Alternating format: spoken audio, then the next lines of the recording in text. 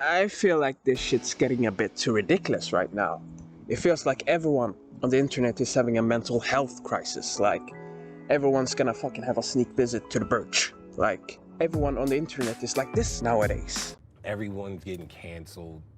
I have anxiety. I can't close the door to my refrigerator because people were making such a scene out of it. I feel like people are taking this I'm depressed and anxious thing a little bit too far because people are having a fucking competitive spirit. When it comes to this shit, everyone on the internet is depressed and anxious and they really want you to know that their life is going shitty, like terribly, especially through the gulag of outraged people that is Twitter.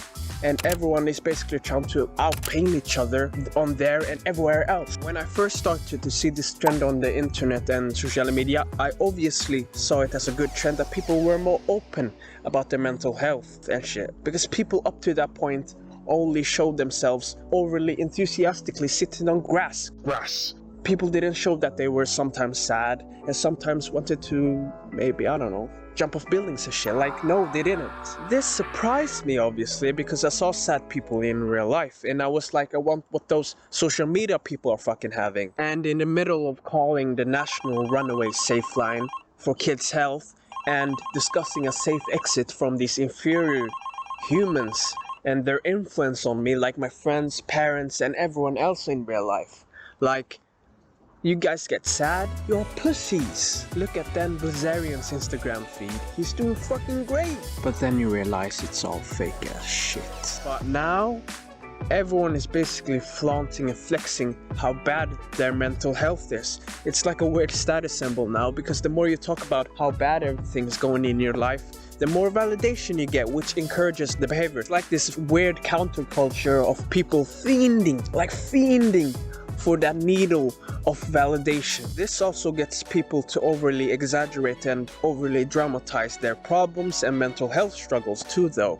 This is when things get a little bit crazy, because people who don't really suffer that severely from these things take over these movements and overshadow the real victims, really.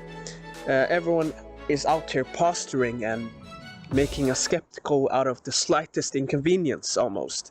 People are clout farming from depression and anxiety. Like, shit's crazy nowadays. Like, they're getting their bread from the fucking mental health clinic. Like, saying shit like, oh, I went to the mall and felt anxiety for 10 seconds. Basically saying, pity me.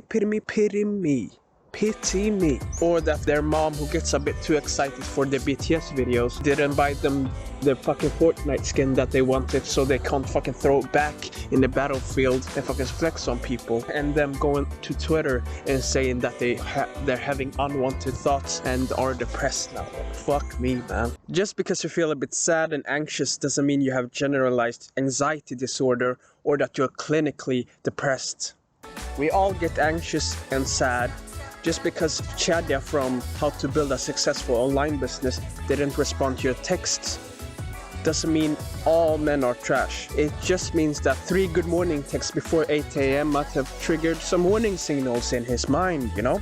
Like, I don't know, it's a bit crazy, like, you know? As a conclusion to this heteronormative video or this video, I just wanted to say that I have empathy, you know, immense empathy for the people that have to take pills for this and all, and to the people that this disorders are really affecting. But having depression or anxiety is not a personality or an entire identity. It's actually kind of whack to live with and a serious impediment. And if you have a real problem, don't seek help from or don't seek solace from other teenagers on the internet trying to get karma points or likes, you know? Get help, Moneybell. Like, the internet doesn't really have the best IMDb ratings when it comes to digital health shit. So, video done, see ya. And as always, don't forget to